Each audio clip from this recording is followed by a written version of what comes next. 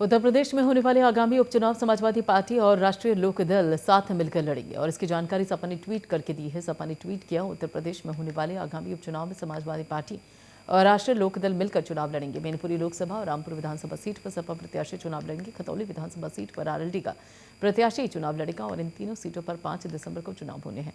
8 दिसंबर को रिजल्ट आएगा। सपा आरएलडी मिलकर लड़ेंगे आगामी उपचुनाव, ट्वीट कर जानकारी दी है। 5 दिसंबर को होना है चुनाव।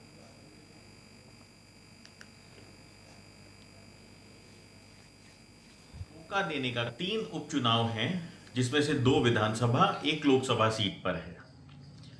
राष्ट्रीय लोकदल और समाजवादी पार्टी का गठबंधन तीनों चुनाव मिलकर लड़ेगा, जिसमें से रामपुर और मैनपुरी की सीट पे समाजवादी पार्टी का सिंबल होगा, खतौली की सीट पे राष्ट्रीय लोकदल का सिंबल होगा। भारतीय जनता पार्टी ने जिस तरीके से 2022 के चुनाव में जीतने के बाद, सरकार बनाने के बाद जितने उनके वादे थे उसमें से एक भी पूरा करने का काम नहीं किया है। जनता को धोखा देने का काम किया है। जनता भी खुद ठगा महसूस कर रही है और जिस तरीके से महंगाई बढ़ रही है, इस उपचुनाव में जनता तैयार है भारतीय जनता पार्टी को ये कहने के लिए कि ये चुनाव भारतीय जनता पार्टी हारी नहीं है।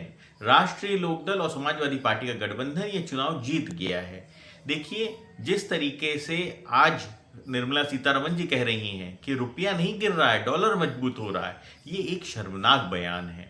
आपसे ना अर्थव्यवस्था संभल रही है, ना युवाओं को आप रोजगार दे पा रहे हो, गन्ना किसानों को आप रेट तक घोषित नहीं कर पा रहे हो, उनका भुगतान नहीं कर रहे हो। जनता अपने आप को ठगा महसूस कर रही है और उपचुनाव में जनता इनको हरा के ये संदेश देगी कि अगर इन्होंने आगे आने वाले सालों में काम नहीं किया तो 2024 और 27 में भी इसी तरीके से इनको हार का मुंह देखना पड़ेगा।